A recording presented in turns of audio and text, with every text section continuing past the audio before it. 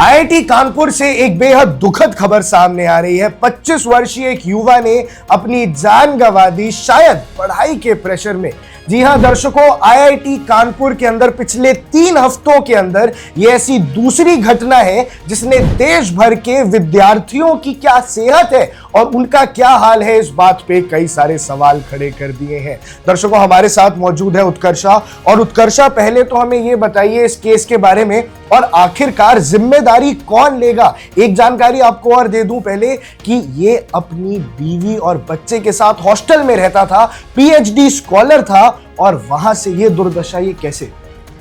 बिल्कुल आकर्ष, आप सही बोल रहे हैं। आईआईटी कानपुर में जो छात्र ने आज जान देने की जो घटना सामने आई है वो बिल्कुल सही है। वो पीएचडी कर रहे थे वहाँ से और वहीं हॉस्टल में अपनी वाइफ के साथ रहते थे और इसके लिए जिम्मेदार मैं मानती हूँ पूरी तरह से आईआईटी कानपुर है। और ये मैं नहीं बोल रही हूँ, सुप्रीम कोर्ट ने 2025 मार्च में ये कहा है कि जो भी स्टूडेंट्स इंस्टीट्यूट्स में पढ़ते हैं, इन सभी एजुकेशनल इंस्टीट्यूट्स में पढ़ते हैं, उन सब के लिए जो इंस्टीट्यूट्स हैं वो बिल्कुल उनके अभिभावक यानी कि पेरेंट्स की तरह उनका ख्याल रखें, उनका मार्गदर्शन करें। और अगर इस तरह का कोई भी मामला सामने आता है तो उसके लिए पूरी तरह से इंस्टीट्यूट जिम्मेदार होंगे।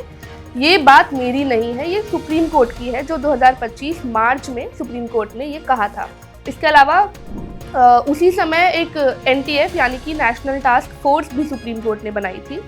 हालांकि और उसमें रिटायर्ड सुप्रीम कोर्ट के जस्टिस को ही उसका हेड बनाया गया था, लेकिन बाद में सुप्रीम कोर्ट ने आईआईटीज, आईआईएम्स, एम्स और इस तरह के जो प्रीमियर एजुकेशनल इंस्टीट्यूट्स हैं इंडिया के, उनको फटकार भी लगाई थी, क्योंकि एनटीएफ का जो सर्वे किया गया था छात्रों की वेलबींग को लेकर और छात्रों की वेलबींग को बेहतर करने को लेकर, उसमें इन जो एजुकेशनल इंस्टीट्यूट्स हैं इन्होंने बिल्कुल भी साथ नहीं दिया था।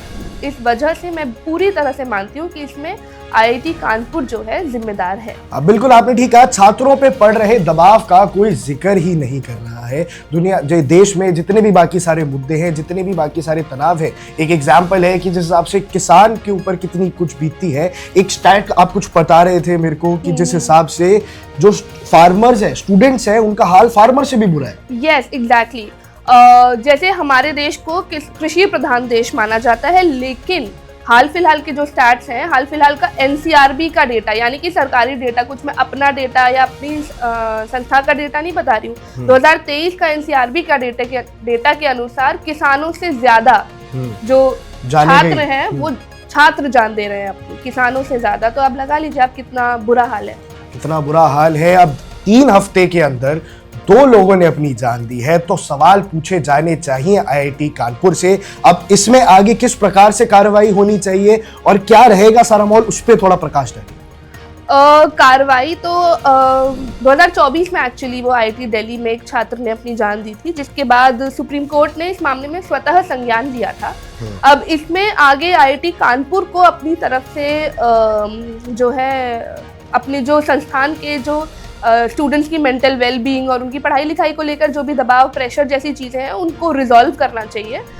अभी तो छात्र जो है वो जा चुके हैं, जो भी होना था वो हो चुका है, बट अभी आगे क्या चीज़ होगी इसमें ये नहीं कह सकते।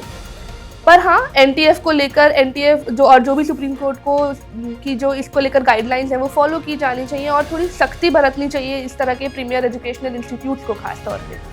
जी बिल्कुल दर्शकों, और इस खबर पे जो भी अपडेट्स आती रहेंगी हम आप तक पहुंचाते रहेंगे। आप देख रहे हैं one India. Subscribe to One India and never miss an update. Download the One India app now.